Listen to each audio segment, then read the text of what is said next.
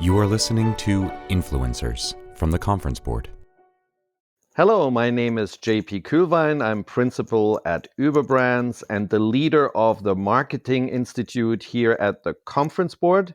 I welcome you to this fourth edition of our mini-series on business and brand building in times of COVID-19. I hope you and yours are safe and sane in these rather challenging times. And in that context, it might actually be a great idea to cuddle up somewhere in a quiet corner and listen to a podcast.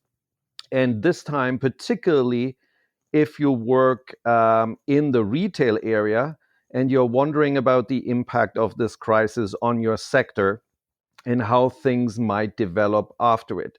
And to discuss exactly that, I'm joined today by Richard Kestenbaum, who is an expert when it comes to understanding what's going on in consumer packaged goods and in retail in particular.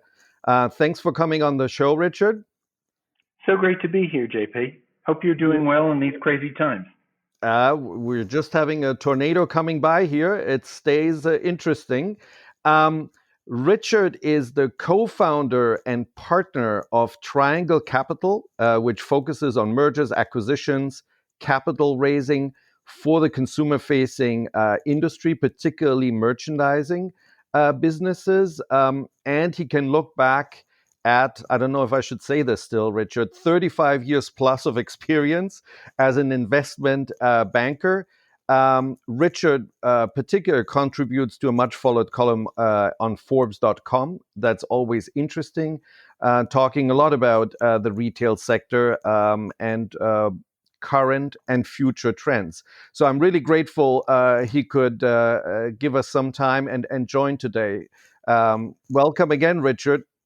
Well, thank you so much. And may I say 35 years and just getting started.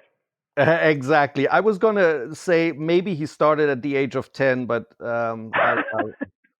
I'll reserve that for female guests. They like that usually.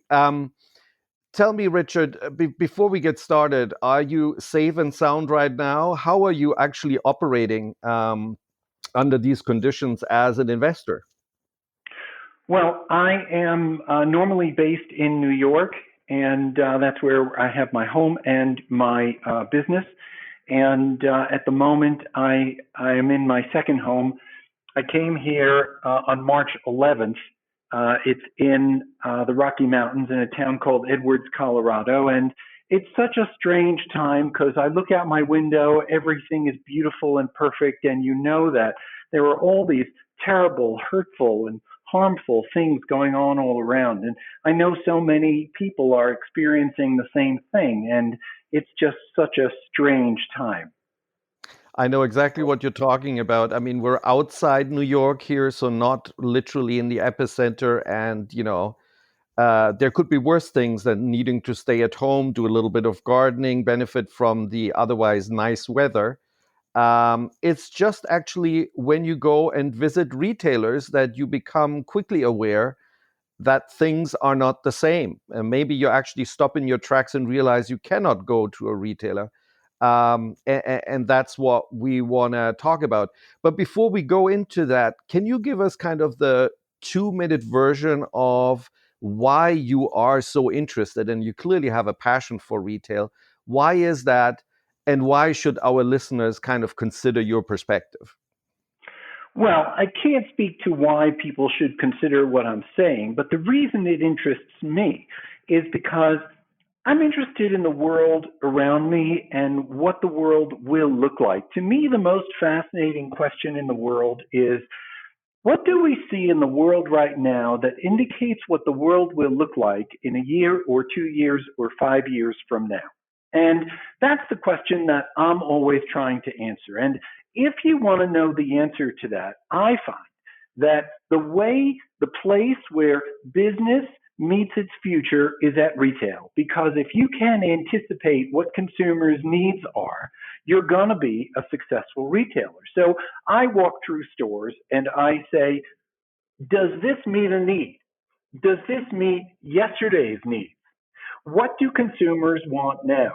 And to me, that's the most fascinating question, And I'm an investment banker. I do mergers and acquisitions. We help people to sell their companies. When you understand where the world is going, how a business fits into the stream of what consumers want now and what they will want, you can explain to an investor or a buyer why this company has more value than is immediately apparent. So I find it an interesting question. I think retail is where the answer is, and it helps our mergers and acquisitions business, which is focused on retail and consumer. Excellent. Now, I teach at NYU, and I saw that you are a graduate of NYU. Actually, congratulations, great school. And as part of my syllabus in brand strategy, I usually have the students do exactly what you do, which is go into the field, and New York is a great place to do that, and observe brands at retail, how they manifest themselves, how they elevate themselves, how they seduce the shoppers. And this time, of course, we're not able to do that.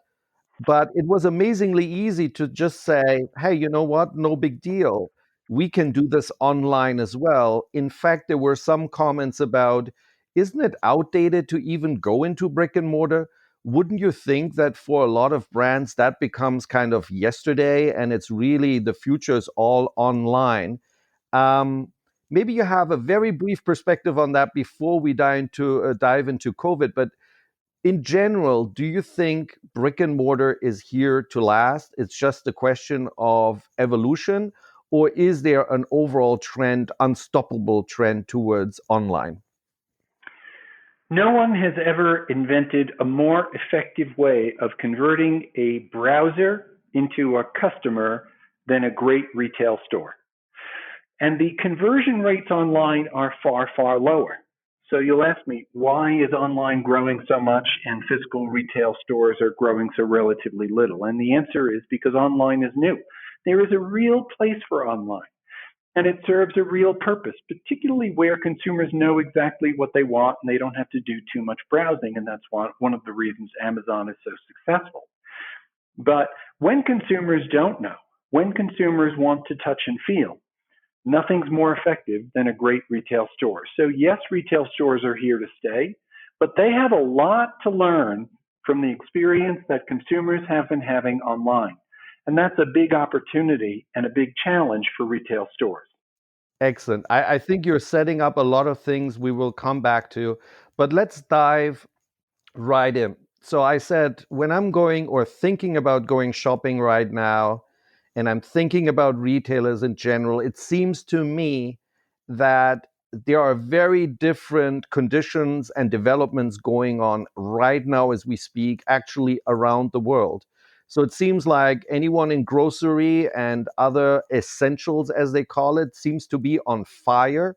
Anything to do with e-commerce seems to do better or grow at least at an accelerated pace. How do you segment retail in crisis right now? What do you see as big clusters? I look at it a little differently than that. And to me, we're in a serious crisis, of course. And in a serious crisis, how much money you made last year or the year before, it's not really important. What's important now is how much cash do you have? Bad times are here, and bad times will probably stay with us for a while. And in bad times, you have to have cash. And if you don't have cash, then you're at the mercy of the people who have the capital around you, like your vendors, your lenders, and your landlords. And to get away from that vise, you have to have the resources and the capital to allocate to those people who may themselves be short of capital. So in a time like this, the people with the capital are the ones who are in the positions of strength. Now, you were asking me a question on a different direction.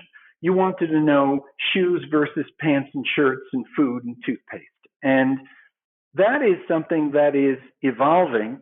Obviously, we're all at home and we need the basic necessities to live. And so those things are going to be they're going to spike. But in the long run, even a grocer who doesn't have the right capital is going to find themselves inventory constrained. And in a crisis, capital is the thing that counts. Okay. So let's stay with the grocer for a second because a lot of people are talking grocery and are saying great sector right now. Who would have known was dormant? And with grocers, actually, all those brands, those national staples kind of brands like Heinz or a lot of the P&G, Unilever, Clorox, you name it, brands are doing splendidly well. But I think the watch out you're indicating is let's look at how long this is going to last. So, what comes after the surge? Is there going to be a big drop? And also, I guess, how much money do they actually make? How much cash do they generate? Because it seems like their business model might get more expensive right now as well. You need to hand out masks and you have less traffic through the store and the supply chain costs are going up, etc.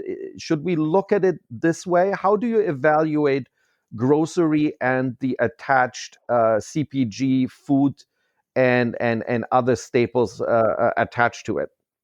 So let's start with grocery. Obviously, grocery is benefiting from everyone being at home and no one's going out, and so there's much more business for grocery. And people want comfort food, and so there's a trend toward that and brands that they remember from their childhood or their history. You know, one of the interesting things about this shutdown is that there's a change in attitude every 3 days. So you can't say that something that's happening or is a trend is going to remain a trend. Time, in terms of trends, is moving much faster during this shutdown than it normally does. But in terms of grocery, it's going to be a while until there's a treatment, a cure, or a vaccine for this virus. And during that time, people are going to want to eat out less. And so grocery will continue to be a good business. Now, as to whether it's going to remain those breakfast cereals that you remember as a kid or the food that you got used to eating as an adult that you may have gotten away from, that's not for me to say. If I had to guess, I would guess that the comfort food trend is going to diminish as people, first of all, find the consequences of that not so great, but also they become accustomed to eating more at home, and they're going to go back to their better or more adult eating habits. But let's talk about something that does endure. One of the things that we are seeing in this shutdown is that trends that were normally moving at their own pace have been accelerated in the shutdown, And what I mean by that in grocery is the shift to online. The shift to online, obviously, a great deal of that has been encouraged by the fact that it's more risky for everybody to go to stores. And so there's buy online, pick up in store, which grocery calls click and collect, and there's home delivery. And we understand why that's happening now. But let's just draw out that string, if we can, for a bit. Because that trend was about 4 to 6% of consumers. And estimates that I see say it's now over 10, and it's only rising from there. That trend was happening anyway. Let's think about what happens to a physical supermarket when, pick a number, 20% of the customers stop coming in. It's a thin margin business.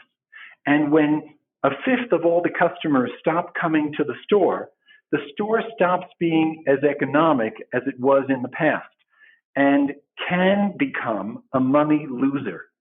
And so the trend in grocery that's being accelerated by the coronavirus shutdown is that we're going to start seeing dark supermarkets. The same way we've been seeing dark stores on retail streets as a result of the acceleration of online purchasing is going to create dark supermarkets. Now, if you're a supermarket, you say, well, what I care about is whether I sell stuff, and I don't care which store they buy it in, and I don't care if they buy it online. That's not right. You care a lot because in a supermarket, the customers do the picking and the delivering and the taking home. Now they're calling on you for the same price to pick the product off the shelf, put it in a bag or carton, and bring it to their house. And that's a much more expensive proposition. There are technological solutions to that problem, but they haven't been fully worked out yet. And it's going to take some time, and a lot of money is going to be lost while that problem is being figured out. That's going to take time, but the people, by the way, the people with the capital who can figure that out and how to make the transition to greater online grocery with profit are going to be the winners.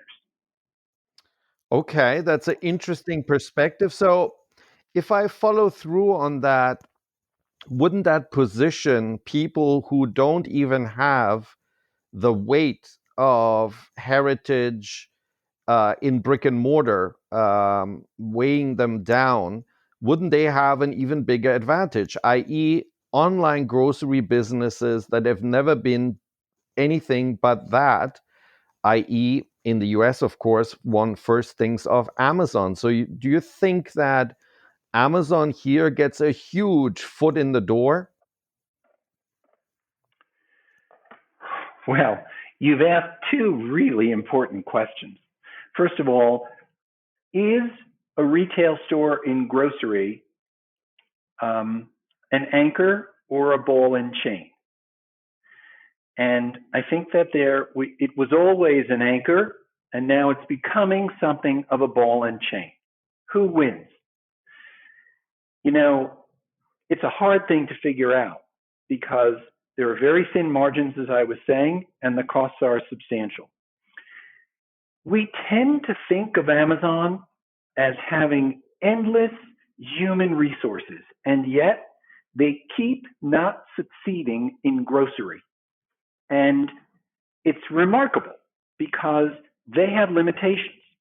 On the other hand, there's a very interesting company in England called Ocado, and they are delivering groceries from virtually fully automated warehouses that are huge, and they keep them far outside cities because they're so big, and they make money doing it. They have a partnership with Kroger to build, I believe, 3 such distribution centers in the United States. Kroger's getting a lot of criticism about that because people believe that flexibility and small facilities are more important. I think ultimately the answer will prove to be you have to have both. But Ocado is succeeding where Amazon has not been succeeding. And it's not clear that Amazon, with all its resources and intellectual strength, is going to be the winner here because they keep getting beat by Walmart, who was and remains the number 1 grocer, both in store and online. Excellent. Let's pivot here and go to maybe another area where Amazon might be a clearer threat, and that is fashion and apparel. How are you feeling about that sector, about the direct-to-consumer brands versus the wholesale business models? Can you give us a flavor here of where you think who might be winners and losers based on the mid to long term, particularly, as you said, accelerated by this crisis? There are some sectors in fashion and apparel that are doing very well, like athleisure and undergarments, lingerie, things that people are wearing at home where everyone is spending more time. But that's only a relatively small fraction of the business. And aside from those sectors, I believe that the fashion business particularly is going to become a bloodbath in the rest of 2020. And the reason why I feel that way is because when the stores all closed, they locked their doors with spring inventory in the store. When they reopen, no one's going to want that inventory.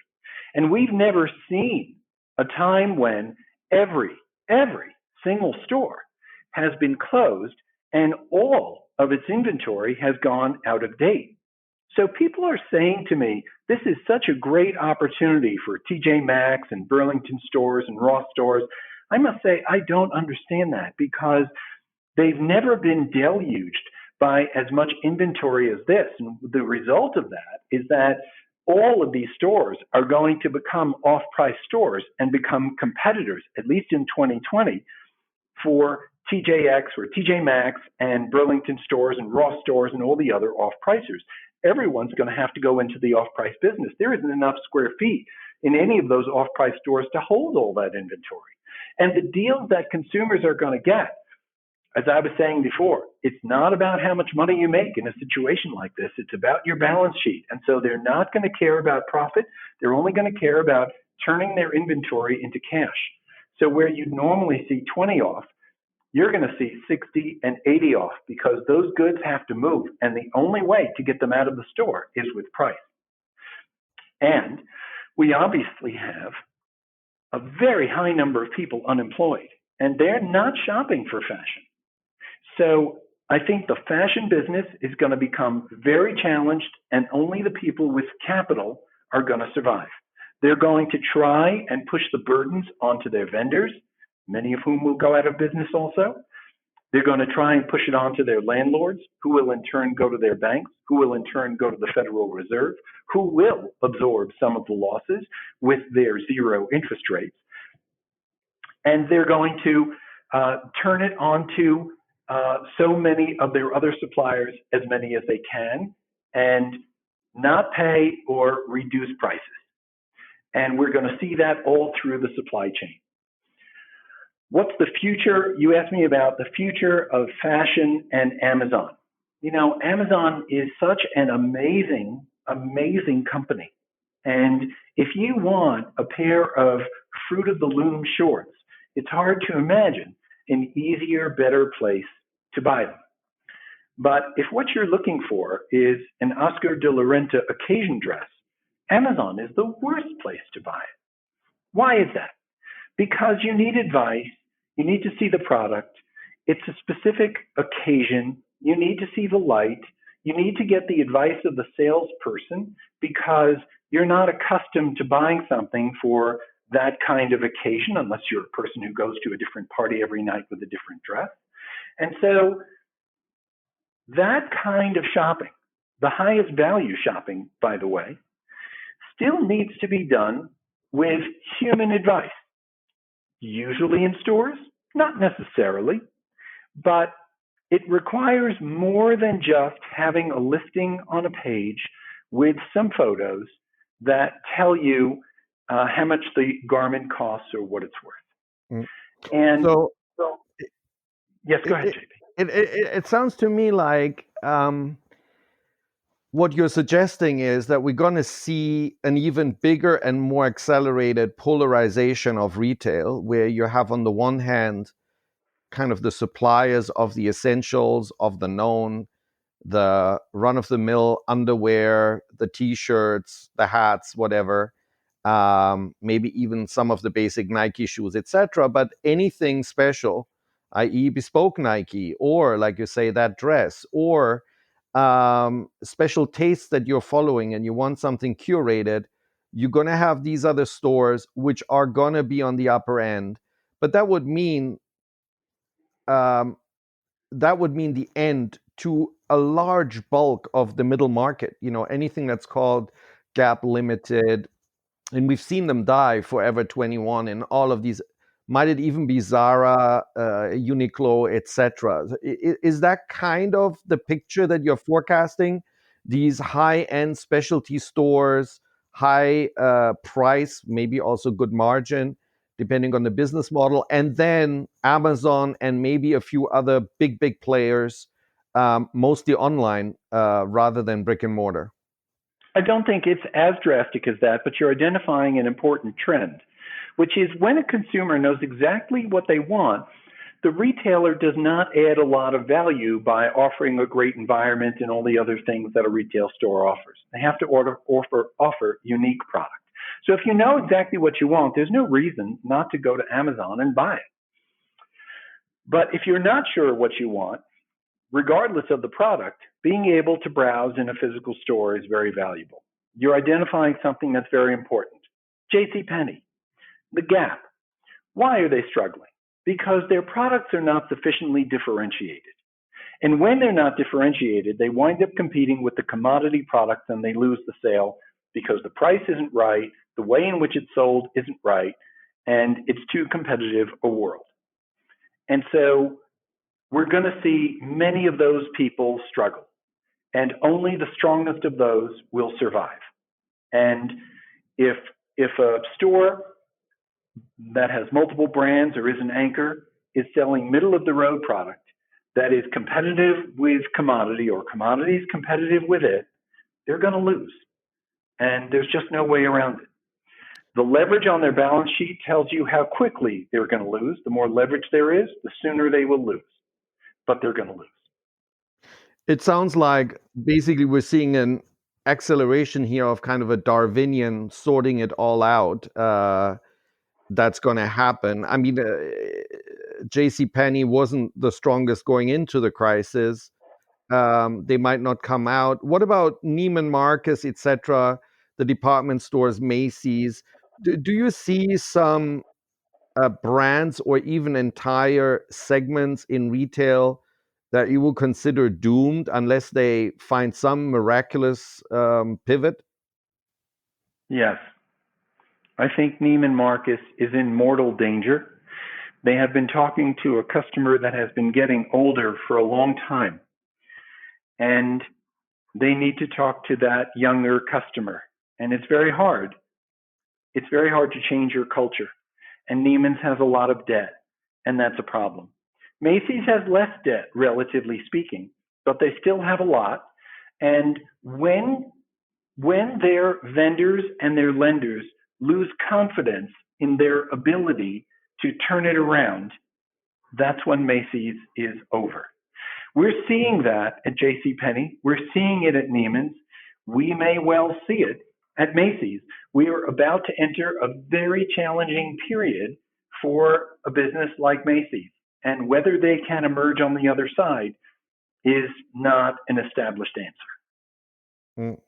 Do the pure play retailers have it easier? It seems to me that some have emerged where people were surprised how well relatively they are doing versus Amazon by making themselves kind of click and collect, etc. Of course, there is Walmart that emerges really as a continuously strong competitor to Amazon.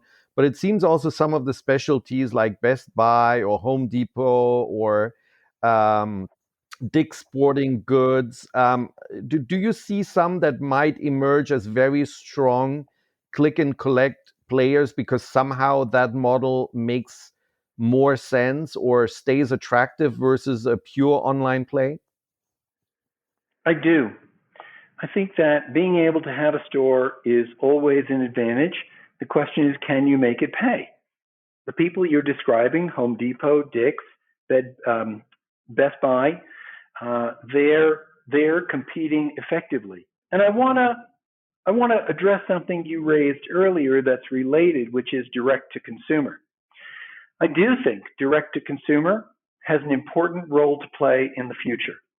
What has happened in the direct to consumer market is that we've conflated some very useful brands, entrepreneurial businesses that are bringing value to their customers with other businesses that look the same, but what they've really done is spent $1 to get 99 cents. And those can't survive. They're going to run out of money, and when they do, no one's going to put more money back in the till. And the survivors will continue to deliver value to their customers. The reason why that happened is because direct-to-consumer was a new form of business. And what we see in financial markets when there's a new form of business is that the market reacts over-enthusiastically and funds good ideas and bad ideas until it figures out what's really a good idea. It's not that people want to fund bad ideas, it's that early on, you can't tell the difference as easily. And then the metrics become clear and the winners emerge. I want to talk about some of those winners and losers in this direct-to-consumer field. But before we do that, we need to take a little break, and we'll come right back to you after this short intermission. Can you, your team, or your company benefit from insights such as the ones provided in this podcast? They are immediately available when you join the Conference Board, a membership-based think tank that delivers trusted insights for what's ahead. Reaching across industries and geographies, we bring together our noted experts, senior executives from the world's largest companies, and nonpartisan practical research to help you address your most important business issues. Our membership packages are tailored to your organization's unique needs and budget. To learn more about our offerings, go to www.conferenceboard.org and click Join on the top bar to connect with one of our product specialists. Hello and welcome back to our conversation today with Richard Kestenbaum, who is the co-founder and partner at Triangle Capital. And we just had a very pertinent subject here that I wanted to pick up on, which is direct-to-consumer and investment, and the actually extraordinary investment that we saw before the crisis, where everyone was hunting for the unicorn. And we've seen, we all know them, the Warby Parkers, the Harrys, the Brandless, and so on going on. Some of them doing fantastically well, Airbnb, you name it, and some already starting to implode. Before the crisis, I mentioned Brandless, but there's obviously also WeWorks and so on. You said it was difficult to recognize who's doing something really exceptional and something that really evolves the category, and who's, I like your quote or I like to quote you on the, selling something that costs $1 for 99 cents. How do you see this crisis accelerating that recognition, and what will happen? Do you have some predictions for us? Sure. In the direct-to-consumer business, which is what I think you're asking, of course, they don't have third-party retailers who generate the foot traffic. They have to generate the traffic their own, usually online, and nowadays increasingly with their own stores. That's hard, and it's more expensive than it looks. And the companies who have a unique voice to their consumer are the ones who can keep that cost to a minimum. And as long as their gross margin on the sale of their actual product is attractive, those are companies with a great future. Companies that make a great product and don't have a way to reach their consumer with a unique voice beyond dumping tons of money on Facebook and Instagram, that's not a great future. That's really challenging. Very hard to ever make money in a business like that. And are gonna investors hold back right now? So is the cash squeeze for these businesses going to become so much worse, or is there still a ton of free cash around that is desperately trying to get invested, as was the case before the crisis? There is a ton of cash that's waiting to be invested, but the cash keeps getting smarter. Before this crisis, we were in the middle of a shakeout in the direct-to-consumer business between brands that have a great future and those whose future is questionable. And like any stress test, this is going to accelerate that kind of trend. And the companies that don't have economics that drive them to profitability will find it difficult to impossible to raise the capital they want. And the other companies will be able to access those big pools of capital. We don't know what valuations will be.